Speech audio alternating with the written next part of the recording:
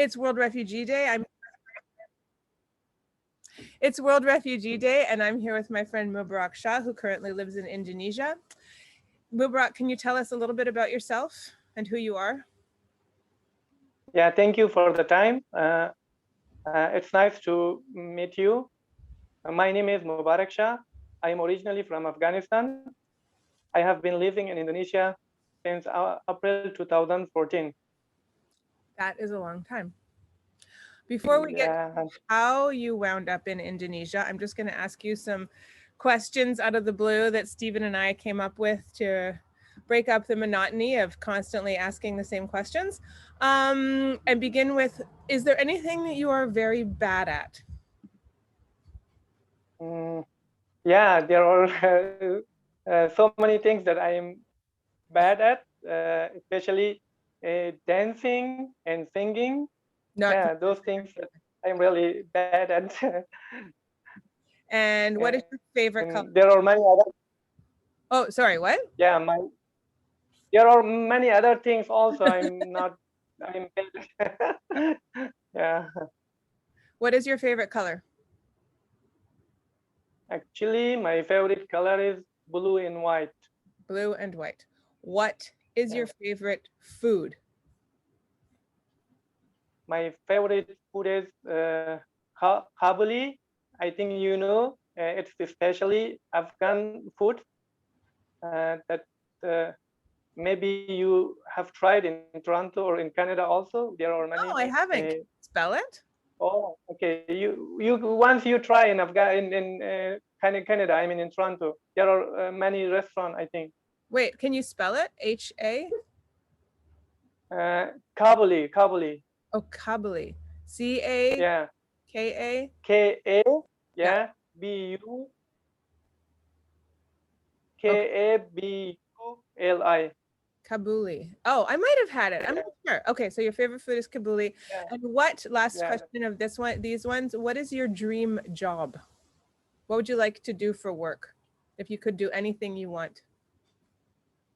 Actually, my dream job is to be a civil engineer. Beautiful. Okay. Yeah. Because I have a university degree. It is actually related to civil engineering, but that is geodetic or surveying engineering. So when you come to Canada, we're bringing you to Canada through the private sponsorship program.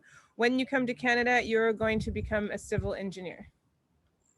It would be amazing. Yeah, I would love to do that.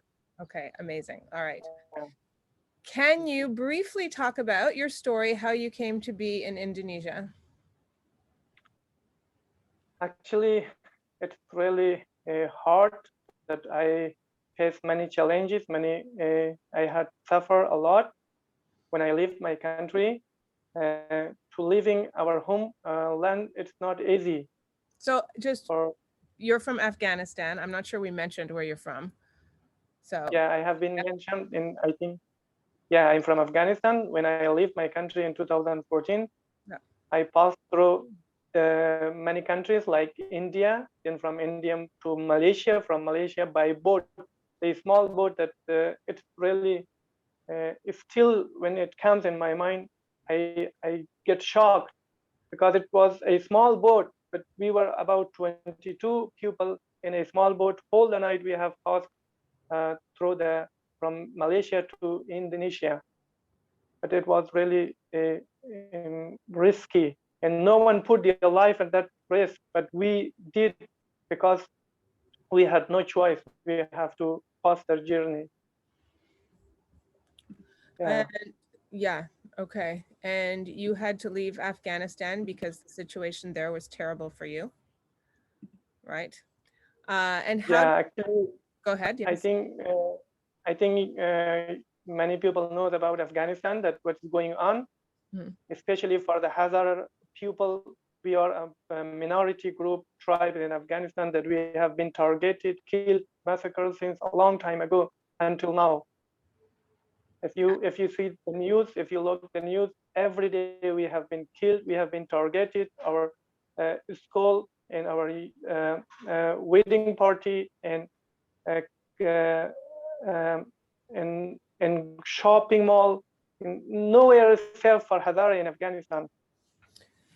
You know, it's funny you say that this is all over the media, but here I'm not actually sure that Canadians know about the situation with the Hazara in Afghanistan. I think maybe some people do, but I don't think actually everybody knows about it, to be honest with you. I mean, people like who work in this area, like me, we know, but if you could tell briefly one thing that you wanted everybody to know about that situation, what would you say?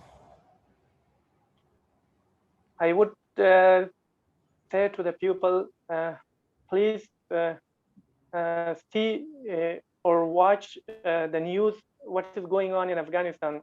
As you know, the NATO is going to leave Afghanistan. The United Nations is going to leave Afghanistan. But there is no place for Hazara people.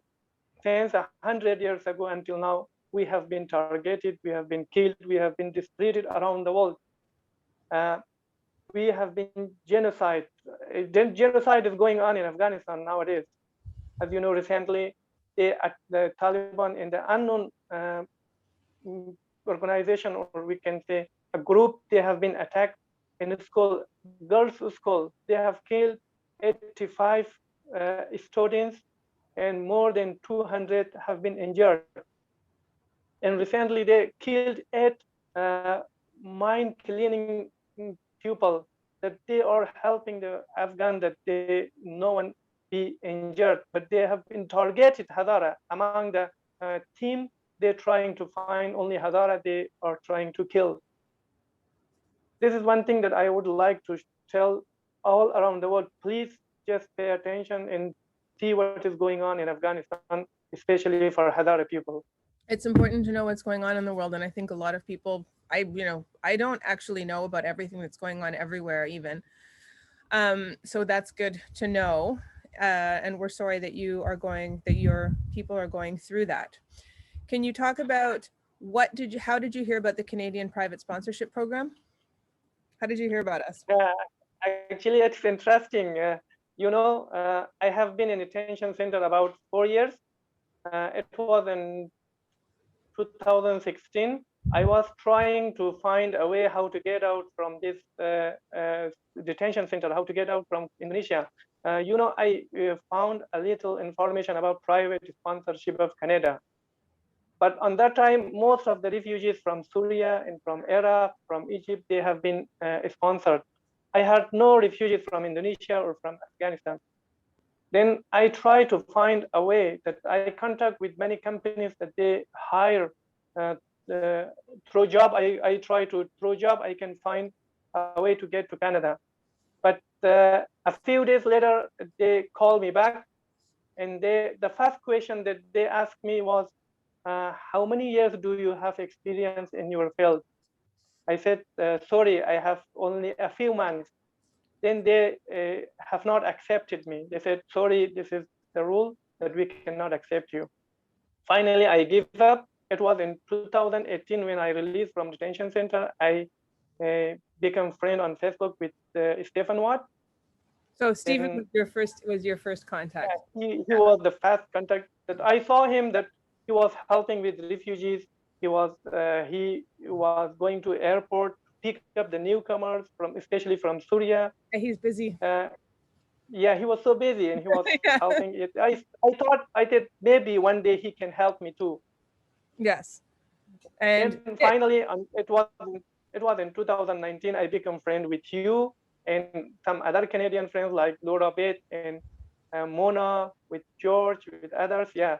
Then finally everything arranged. And I would like to thanks to you and Stephen Watt, with all the Canadian friends that they helped me.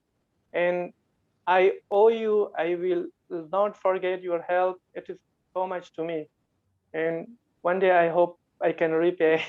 Thank you. Yeah, so just to bring people up to speed here too, Mubarak is waiting for his interview at this point. I think we were bringing him to Canada through the private sponsorship program, and he is, at this point, I think we've finally had sponsorship approval of our people on our side, and now we are waiting for you to get your interview and come live with me temporarily.